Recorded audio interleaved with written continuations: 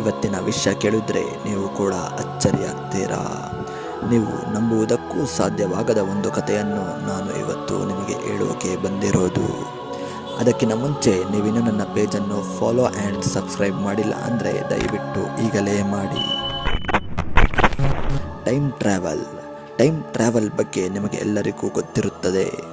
ಒಬ್ಬ ಮನುಷ್ಯ ತನ್ನ ಫ್ಯೂಚರ್ ಮತ್ತು ಪಾಸ್ಟ್ಗೆ ಈ ಟೈಮ್ ಟ್ರಾವೆಲ್ ಮೂಲಕ ಹೋಗಬಹುದು. ನಮ್ಮ ವಿಜ್ಞಾನಿಗಳು ಈಗಲೂ ಈ ಟೈಮ್ ಟ್ರಾವೆಲ್ ಬಗ್ಗೆ ಸಾಕಷ್ಟು ಸಂಶೋಧನೆ ಮಾಡುತ್ತಿರುತ್ತಾರೆ. ಆದರೂ ಇದರ ಖಚಿತ ಮಾಹಿತಿ ಇನ್ನೂ ಸಿಕ್ಕಿಲ್ಲ. ಆದರೆ ನಮ್ಮ ಸುತ್ತಮುತ್ತಲಿನಲ್ಲಿ ಆಗುವ ಕೆಲವೊಂದು ಇನ್ಸಿಡೆಂಟ್ ಇಂದ ಸ್ವತಃ ವಿಜ್ಞಾನಿಗಳು ಅಚ್ಚರಿಯಾಗ್ತಾರೆ. ಹಾಗೆ ಇಲ್ಲೊಬ್ಬ ವ್ಯಕ್ತಿಯ ರೋಚಕ ಕತೆ 2003ರಲ್ಲಿ ಇಡೀ ಪ್ರಪಂಚವನ್ನೇ ಒಮ್ಮೆ ಬೆರಗುಗೊಳಿಸುತ್ತದೆ. ಆತನ ಹೆಸರು ಆಂಡ್ರ್ಯೂ ಕ್ಯಾಲ್ಸನ್ ಅಂತ. ಇವನು ಮೂಲತಃ ಕೆನಡಾದವನು. ಮಾರ್ಚ್ 2003ರಲ್ಲಿ FBI ಈತನನ್ನು ಅರೆಸ್ಟ್ ಮಾಡುತ್ತಾರೆ.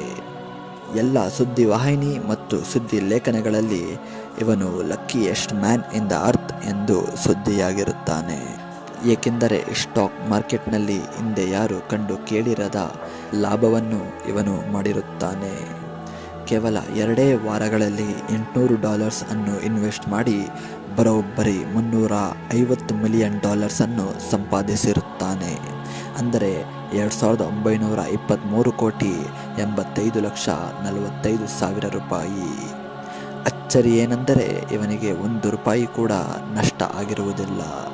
ಹಾಗಾಗಿ FBI ಇವನ ಮೇಲೆ ಸಾಕಷ್ಟು ಅನುಮಾನವನ್ನು ವ್ಯಕ್ತಪಡಿಸುತ್ತದೆ. ಇವನು ಏನಾದರೂ ಸ್ಕ್ಯಾಮ್ ಮಾಡಿದ್ದಾನಾ ಅಥವಾ ಇವನು ಇನ್ಸೈಡರ್ ಟ್ರೇಡರ್ ಎಂದು ಸಾಕಷ್ಟು ಪ್ರಶ್ನೆಗಳನ್ನು ಆಂಡ್ರ್ಯೂ ಕ್ಯಾಲ್ಸನ್ಗೆ FBI ಕೇಳುತ್ತದೆ. ಆಗ ಆಂಡ್ರ್ಯೂ ಕ್ಯಾಲ್ಸನ್ನ ಉತ್ತರ ಎಲ್ಲರನ್ನೂ ಬೆರಗುಗೊಳಿಸುತ್ತದೆ. ಏನೆಂದರೆ, ನಾನು 2256ನೇ ಇಸವಿಯಿಂದ ಬಂದಿದ್ದೇನೆ. ನನಗೆ ಯಾವ ಕಂಪನಿಯ ಷೇರು ಮೇಲಿರುತ್ತದೆ ಮತ್ತು ಸ್ಟಾಕ್ ಮಾರ್ಕೆಟಲ್ಲಿ ಆಗುವ ಎಲ್ಲ ಮೂಮೆಂಟ್ಗಳು ನನಗೆ ತಿಳಿದಿರುತ್ತದೆ.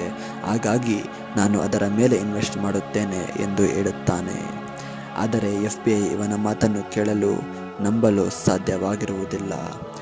ಹಾಗಾಗಿ ಅವನ ಮೇಲೆ ಸಾಕಷ್ಟು ಇನ್ವೆಸ್ಟಿಗೇಷನ್ ನಡೆಸಲು ಮುಂದಾಗುತ್ತದೆ. ಆಗ ಅವರಿಗೆ ಮತ್ತೊಂದು ಅಚ್ಚರಿ ಕಾದಿತ್ತು. ಏನೆಂದರೆ 2002 ಡಿಸೆಂಬರ್ ಹಿಂದೆ ಆಂಡ್ರ್ಯೂ ಕ್ಯಾಲ್ಸನ್ನ ಯಾವುದೇ ರೆಕಾರ್ಡ್ ಕೂಡ ಇರುವುದಿಲ್ಲ ಮತ್ತು ಅವನ ಬಗ್ಗೆ ಯಾವುದೇ ಮಾಹಿತಿ ಕೂಡ FBIಗೆ ಸಿಗುವುದಿಲ್ಲ. ನಂತರ ಏಪ್ರಿಲ್ 3, 2003ರಲ್ಲಿ ಕ್ಯಾಲ್ಸನ್ಗೆ ಬೇಲ್ ಹಿಯರಿಂಗ್ ಆಗಿ ಕೋರ್ಟ್ಗೆ ಬರಲು ಆದೇಶಿಸುತ್ತಾರೆ. ಆದರೆ ಅಚಾನಕ್ಕಾಗಿ ಅವನು ಅಲ್ಲಿಂದ ಮಾಯವಾಗಿರುತ್ತಾನೆ.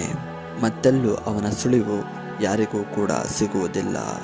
ಅಂದರೆ ಅವನು ನಿಜವಾಗಿಯೂ ಟೈಮ್ ಟ್ರಾವೆಲ್ ಇಂದ ಬಂದಿರುತ್ತಾನಾ ಗೊತ್ತಿಲ್ಲ.